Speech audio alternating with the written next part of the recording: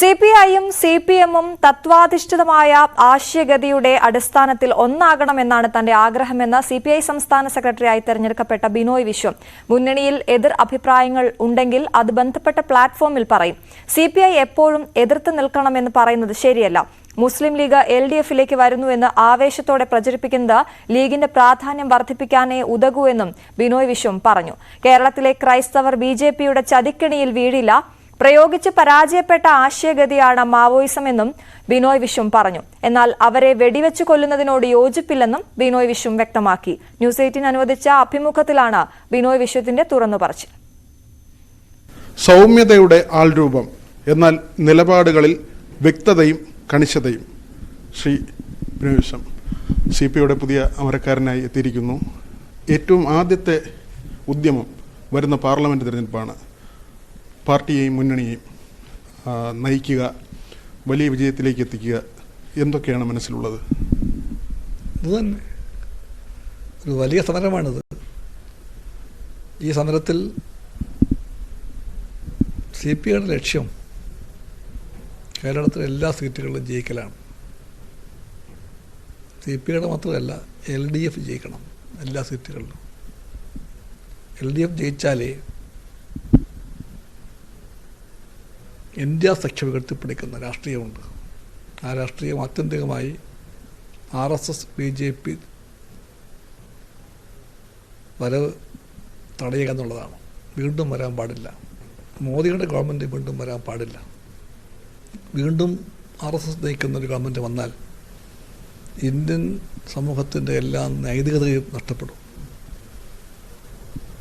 മതേതരത്വം മരിക്കും, ജനാധിപത്യം മരിക്കും,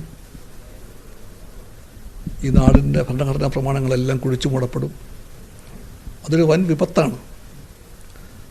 ആ വിപത്ത് ഒഴിവാക്കാൻ വേണ്ടിയുള്ള സമരത്തിൽ ഞങ്ങൾക്ക് ബോധ്യമാണ് ഇന്ത്യ സഖ്യത്തിന് ഭൂരിപക്ഷം ഉണ്ടാകണം.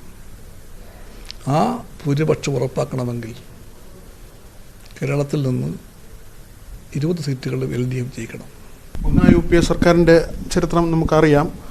പക്ഷേ ഇപ്പോഴത്തെ ഒരു സാഹചര്യം, ഇപ്പോൾ തന്നെ നമ്മൾ കാണുന്നത് ഈ മതം, അതിൻ്റെ ഒരു അതിപ്രസരം, അത് തുറുപ്പ് ചീട്ടാക്കി BJP മുന്നോട്ട് പോകുമ്പോൾ ഹിന്ദി ഹൃദയഭൂമിയിൽ ഉത്തരേന്ത്യൻ സംസ്ഥാനങ്ങളിൽ അവർ അതുകൊണ്ടുണ്ടാക്കാൻ ശ്രമിക്കുന്ന മേൽക്കൈ, പ്രത്യേകിച്ച് കേരളത്തിലേക്ക് വരുമ്പോൾ ക്രൈസ്തവ ന്യൂനപക്ഷങ്ങളെ ഒപ്പം ചേർക്കാനുള്ള ഒരു സോഷ്യൽ എഞ്ചിനീയറിംഗ്, ഇതെല്ലാം അങ്ങ് മുൻകൂട്ടി കാണുന്നുണ്ട്. BJP ഏത് തരത്തിലുള്ളൊരു നീക്കമാണ് നടത്തുന്നതെന്നത് ആർക്കത് കാണാതിരിക്കാൻ പറ്റും? എല്ലാവരും കാണുന്നുണ്ട്. BJPക്ക് ഏത് വിധേനയും വീണ്ടും ഭരിക്കണം, ലക്ഷ്യം അത് മാത്രമേ ഉള്ളൂ. ഏത് വിധേനയും. മോഡി അടുത്ത കാലത്തായിട്ട് നിരന്തരം പറയുന്നു മൂന്നാം ഊഴത്തെപ്പറ്റി. ആ മൂന്നാം ഊഴത്തിൽ ഇന്ത്യ ലോകത്തിലെ 1ാം ശക്തിയാകുന്നു പറഞ്ഞു തുടങ്ങി. അങ്ങനെ ഒരു പ്രചാരവേലയുടെ അന്തരീക്ഷം ഉണ്ടാക്കിയാണ്. BJP എന്ന് പറഞ്ഞാൽ ഫാസിസ്റ്റ് രാഷ്ട്രീയത്തിൻ്റെ മുഖമാണത്. ഫാസിസ്റ്റ് ജർമ്മനിയുടെ ഹിറ്റ്ലറേറ്റ് പാഠങ്ങൾ പ്രാവർത്തികമാക്കാൻ വേണ്ടി ഉണ്ടായ ആ പാർട്ടിക്കും ആ സംഘടനയ്ക്കും ഇതെല്ലാം അറിയാം. ഈ പ്രചാരവേലയും ഈ തന്ത്രവും എല്ലാം കാണുമ്പോൾ വേഗം മനസ്സിലാകും. അത്ഭുതകരമായ സദൃശ്യമുണ്ട്. നിങ്ങളൊരു ഭാഗത്ത് ഹിറ്റ്ലറുടെ മീൻ കാഫ് എടുത്തു വയ്ക്കുക, ഈ ഭാഗത്ത് ഗോൾബക്കറുടെ ബഞ്ച് ഓഫ് തോട്ട്സ് വയ്ക്കുക. അവ തമ്മിൽ ഉള്ള സാദൃശ്യം നമ്മളെ അത്ഭുതപ്പെടുത്തും. മീൻ കാഫിൽ ഹിറ്റ്ലർ പറഞ്ഞു ജർമ്മനിക്ക് ശത്രുക്കൾ 3 കൂട്ടരുണ്ടെന്ന് പറഞ്ഞു. 1 ജൂതന്മാർ, 2 ക്രിസ്ത്യാനികൾ, 3 കമ്മ്യൂണിസ്റ്റുകാർ. അത് വായിച്ചിട്ട് ഈ ഭാഗത്തേക്ക് വായിക്കുക, ബഞ്ച് ഓഫ് തോട്ട്സ് വായിക്കുക. ഗോൾബക്കർ പറയുന്നു ഇന്ത്യക്ക് ആഭ്യന്തര വെല്ലുവിളികൾ 3 എണ്ണമുണ്ട്: മുസ്ലിമുകൾ, ക്രിസ്ത്യാനികൾ, കമ്മ്യൂണിസ്റ്റുകാർ. ഇത്ര സാദൃശ്യമുണ്ടാവാൻ തമ്മിൽ. അങ്ങനെയുള്ളൊരു വിപത്താണ് വരാൻ പോകുന്നത്. അതിനെ ചെറുക്കാൻ എല്ലാവരും ചേരേണ്ട മുഹൂർത്തമാണിത്. അത് കണ്ടുകൊണ്ടാണ് നരേന്ദ്രമോദി കേരളത്തിൽ ക്രിസ്ത്യാനികളെ ലക്ഷ്യപ്പെടുന്നത്.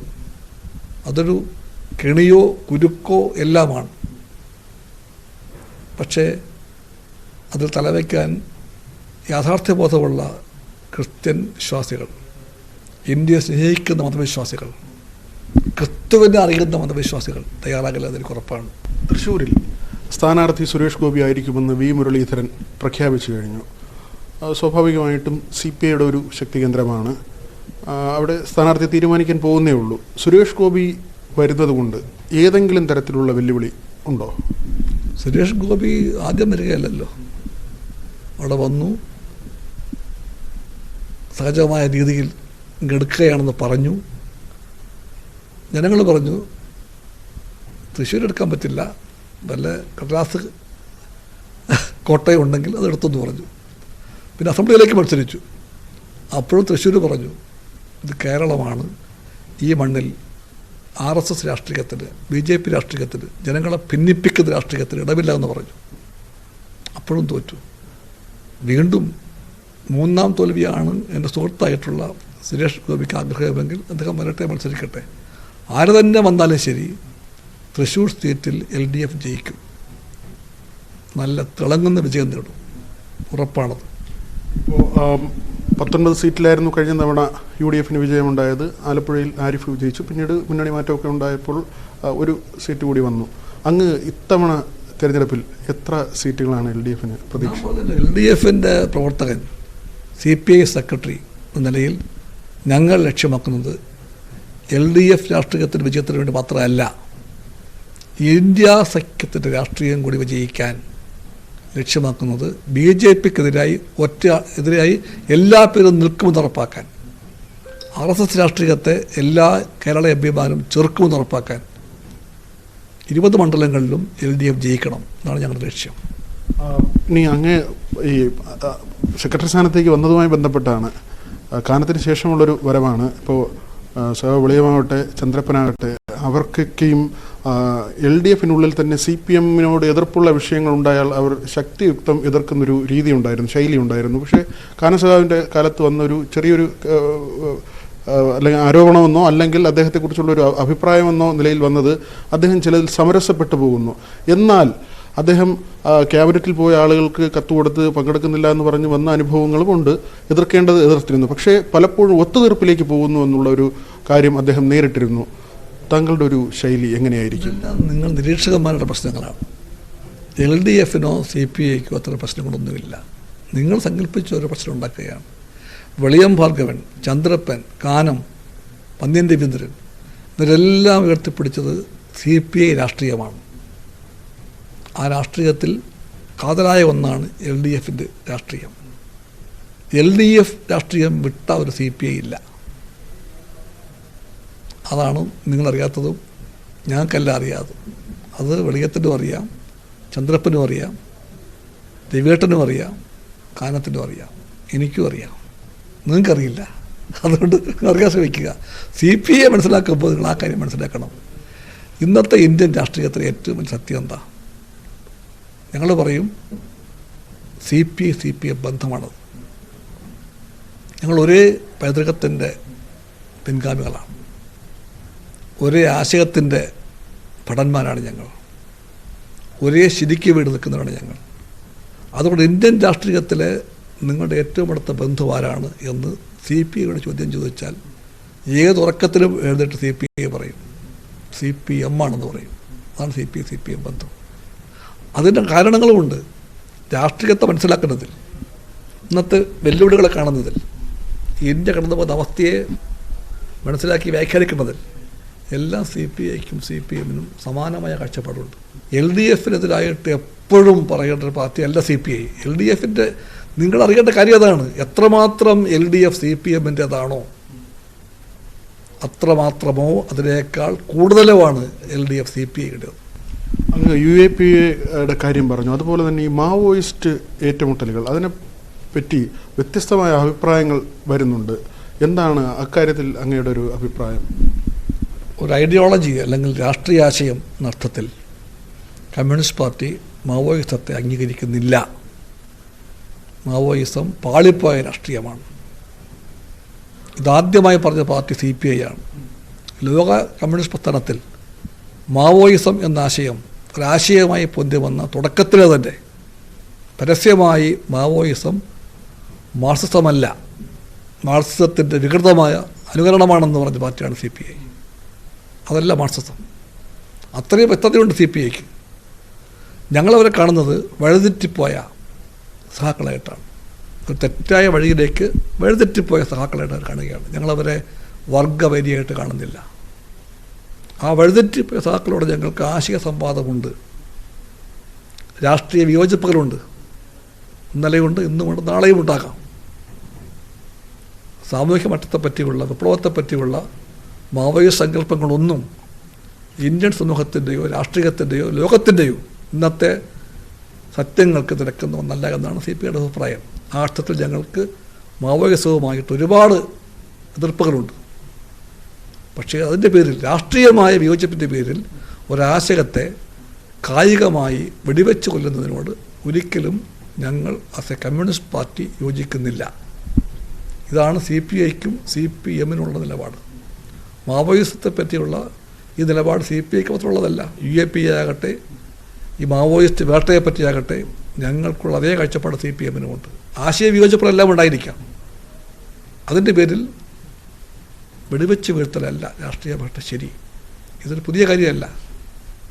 ആ രാഷ്ട്രീയം, ഇടതുപക്ഷം ഇന്ത്യയിലാകെ പൊതുവെ പറയുന്ന ഈ രാഷ്ട്രീയ ബോധ്യം, അതിനപ്പുറം ഒന്നും CPI പറയുന്നില്ല. നിങ്ങളത് പ്രതികരിക്കേണ്ട കാര്യമില്ല. അതോടൊപ്പം തന്നെ മുസ്ലിം ലീഗിൻ്റെ രാഷ്ട്രീയം പലപ്പോഴും ചർച്ചകൾ ഉയർന്നു വരുന്നുണ്ട്. പ്രത്യേകിച്ച് CPM നേതാക്കളുടെ ഭാഗത്ത് നിന്ന് അവരോട് ഒരു അനുഭാവപൂർണ്ണമായി സമീപകാലത്തൊക്കെയും ഒരു നിലപാട് വരുന്നുണ്ട്. മുസ്ലിം ലീഗിന് LDFൽ ഇടമുണ്ടോ? അതിപ്പോൾ അവരങ്ങനെ ഒരു താല്പര്യം പ്രകടിപ്പിച്ചിട്ടില്ല എങ്കിൽ തന്നെയും അതിവിദൂര ഭാവിയിലെങ്കിലും മുസ്ലിം ലീഗ് LDFിലേക്ക് വരാനുള്ളൊരു സാധ്യതയുണ്ടോ? അവർക്ക് അങ്ങനെ ഒരു ഇടമുണ്ടോ? മുസ്ലിം ലീഗ് വന്നില്ലെങ്കിൽ തന്നെയും LDF ശക്തമായി നിൽക്കും എന്നൊരു അഭിപ്രായം അങ്ങേക്കുണ്ടോ? ഈ ചർച്ച വളരെ പ്രിമച്ചുറാണ്, വളരെ പ്രിമച്ചുറാണ്. LDF എന്തോ അപകടത്തിലാണ്, രക്ഷിക്കാൻ വേണ്ടിയുള്ള ഒറ്റമൂലിയായിട്ട് ലീഗ് വേണം എന്ന ചിന്ത CPIക്കില്ല. പക്ഷെ ലീഗിന് പല പ്രശ്നങ്ങളുമുണ്ട് UDFൽ. ഏറ്റവും ഒടുവിൽ അയോധ്യ ക്ഷേത്രമടക്കം ലീഗ് UDFൽ ഞെരുക്കത്തിലാണ്. കോൺഗ്രസിൻ്റെ ഓരോ പ്രവൃത്തിയോ വല്ലാണ്ട് അലട്ടുന്നുണ്ട്. അത് കാണാതിരിക്കേണ്ട, നിങ്ങളത് കാണുന്നുണ്ട്. പക്ഷെ ലീഗേ വാ എന്ന് പറഞ്ഞ് കരയാൻ ഞങ്ങളില്ല. ലീഗ് വന്നാലേ LDF രക്ഷപ്പെടുന്നു ആ ചിന്ത ഞങ്ങൾക്കില്ല. LDF is strong enough. അത് നല്ല ഉറപ്പാണ് ഞങ്ങൾക്ക്. പിന്നെ ഒരു കാര്യം കൊണ്ടുണ്ടല്ലോ, LDFൻ്റെ അകത്തേക്ക് ഏതെങ്കിലും പാർട്ടി വരുന്ന കാര്യം, അത് നമ്മളിങ്ങനെ ഇരുന്നിട്ട് പത്രമാധ്യമങ്ങളിങ്ങനെ ഏതെങ്കിലും ഊഹം പറഞ്ഞിട്ട് ഉണ്ടാകണ ഒന്നല്ല. ഒരു രാഷ്ട്രീയ അന്തരീക്ഷമുണ്ട്. ഈ ചർച്ച അനവസരത്തിലോ അല്ലെങ്കിൽ ആവേശം കൊണ്ടോ ആരെങ്കിലും എടുത്തു വയ്ക്കുക എന്താ ഉണ്ടാകുന്നത്? ലീഗ് ഇപ്പോൾ വരുമെന്ന് പറഞ്ഞ പല ഘട്ടങ്ങളിലും ലീഗ് പിറ്റേന്ന് കൂടി പറഞ്ഞു ഞങ്ങൾ UDF വിട്ട് അങ്ങോട്ട് പോകില്ല എന്ന്. അപ്പോൾ UDFിനകത്ത് ലീഗിനെ ഉറപ്പിച്ചു നിർത്തുന്ന രീതിയിലുള്ള ചർച്ചയായിട്ട് മാറുന്നുണ്ട്. അത് ആവേശം കൊണ്ടോ എന്തുകൊണ്ടാണെങ്കിൽ പോലും അതൊരു നേതാക്കളല്ലേ ശ്രദ്ധിക്കേണ്ടത്. അല്ല, ടാക്റ്റിക്കലായിട്ടുള്ള ശരിയാണെന്ന് നോക്കുക. അത് അന്ന് കാഴ്ചതാണ്. ലീഗില്ലാതെ രക്ഷകളെന്ന് പറഞ്ഞുകൊണ്ട് ഇവിടെ ബഹളം ഉണ്ടാക്കുന്നു. ലീഗ് ഇപ്പോൾ വരുന്നു, ഒരു മാതിരി സ്പെക്കുലേഷൻ ഉണ്ടാക്കുന്നു. അത് കഴിയുമ്പോൾ ലീഗ് അവിടെ കൂടി പറയും ഞങ്ങൾ UDFൽ ഉറച്ചു നിൽക്കുമെന്ന് പറയുന്നു. അങ്ങനെ പറയിപ്പിക്കാൻ വേണ്ടിയുള്ള രീതിയിലല്ലത് കൊണ്ടുപോകേണ്ടത്. കമ്മ്യൂണിസ്റ്റ് പാർട്ടി ഓപ്പണാണ്, തുറന്ന മനസ്സാണ് പാർട്ടിക്കുള്ളത്. പക്ഷെ നിലപാടുണ്ട്. ആ നിലപാട് ഇടതുപക്ഷ നിലപാടാണ്. അതിൻ്റെ കാതൽ LDFനെ ശക്തിപ്പെടുത്തലാണ്. ആ അർത്ഥത്തിൽ കമ്മ്യൂണിസ്റ്റ് പാർട്ടി മുമ്പോട്ട് പോകും. അതിനെല്ലാവരുടെയും സഹകരണം ഞാൻ പ്രതീക്ഷിക്കുന്നു. നന്ദി. സന്തോഷ് മണക്കാട്ടിനൊപ്പം VV വിനോദ്, ന്യൂസ് 18 തിരുവനന്തപുരം.